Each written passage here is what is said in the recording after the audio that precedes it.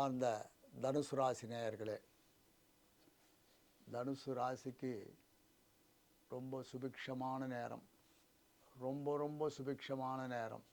ராசியாதிபதி சுகஸ்தானாதிபதி குரு கலத்திரஸ்தானத்தில் அமர்ந்து 7ஆம் இடத்திலிருந்து ராசியை பார்க்குறார்.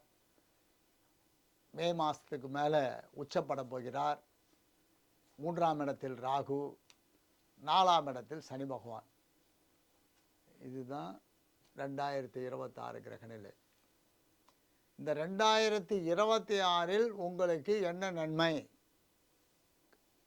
குரு கடகராசிக்கு வந்தவுடனே 4ஆம் இடத்தை பார்க்க போகிறார். இந்த 4ஆம் இடத்தை பார்க்கின்ற பொழுது வீடு, நிலபலன்கள், விற்பனை, வாங்க. குரு பைசா வருமானத்தை விற்கிற பைசா வருது, பைசா கொடுத்து வாங்குகிறோம், பொருள் வருது, ஒரு வீடு வருது, நிலம் வருது, இதுக்கெல்லாம் அதிகாரி அவர். ஹாப்பினஸ், ஹெல்த் இஷ்யூவே இருக்காது, உடல்நல பாதிப்பே இருக்காது. 3ஆம் இடத்துல இருக்கிற ராகு நவம்பர் எண்டில் 2ஆம் இடத்துக்கு வரப்போகிறாரு. இந்த 2ஆம் இடத்துக்கு வந்தாலும் அந்த 2ஆம் இடத்தில் இருக்கிற ராகுவை குரு பார்க்க போகிறார்.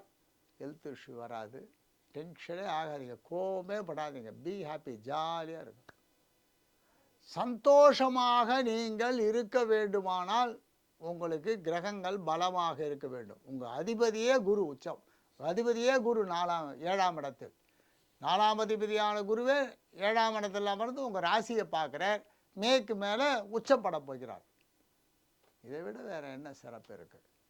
பண வருமானம், நிம்மதி வருமானம், சந்தோஷ வருமானம், சந்தோஷம் அதிகமாகிட்டே இருக்கும், பைசா நிறைய வரும்.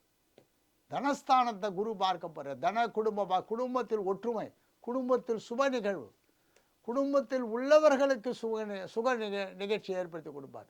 குடும்பஸ்தானத்தை குரு பகவான் உச்சப்பட்டு பார்க்கின்ற பொழுது குடும்பத்தில் இருப்பவர்களுக்கும் நன்மை செய்வார்.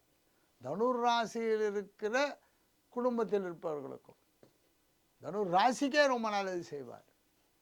இப்போ மே மாதம் வரலும் குரு பார்க்க போகிறார். கலத்திரஸ்தானத்தில் அமர்ந்து குரு பார்க்க போகிறார். திருமண பாக்கியத்தை ஏற்படுத்துகிறார், புத்திர பாக்கியத்தை ஏற்படுத்தி கொடுப்பார், சந்தோஷத்தை ஏற்படுத்தி கொடுப்பார். இந்த புத்திர பாக்கியம் பேசணும்னா அது பாக்கியம். அது பாக்கியம் இல்லைன்னா குழந்தை பிறக்காது இல்லை. அந்த குழந்தையை கொடுக்குற இடத்துக்கு வரார், கல்யாணம் பண்ணுற இடத்துக்கு வரார்.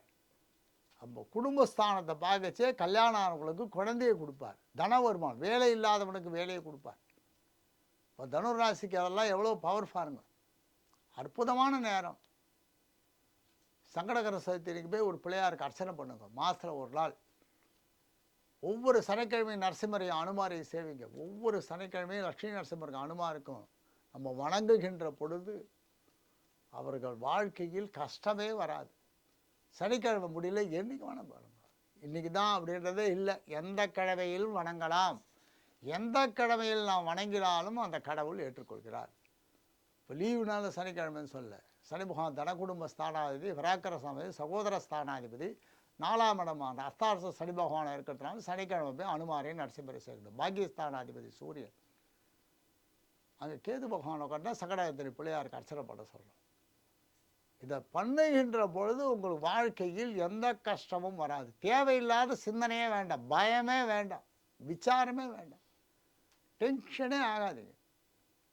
சொந்த வீடு அமையும், சொந்த வீடு நிலம்புலங்கள் அமையும், நகை ஆபரண சேர்க்கை, தங்க நகை, தங்க ஆபரண சேர்க்கை.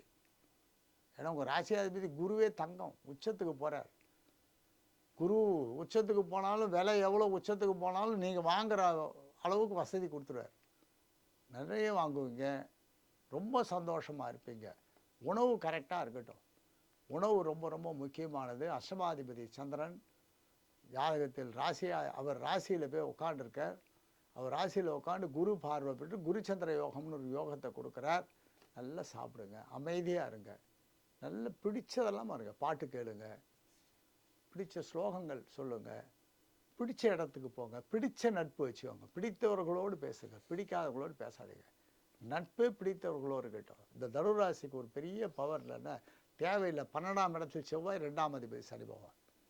ராசிக்கு 12ல் செவ்வாய், 2ல் சனி பகவான் அதிபதி. இப்போ இல்லை, இந்த அதிபதி 2 பேருமே ஜாக்கிரதையாக இருக்க வேண்டியங்க.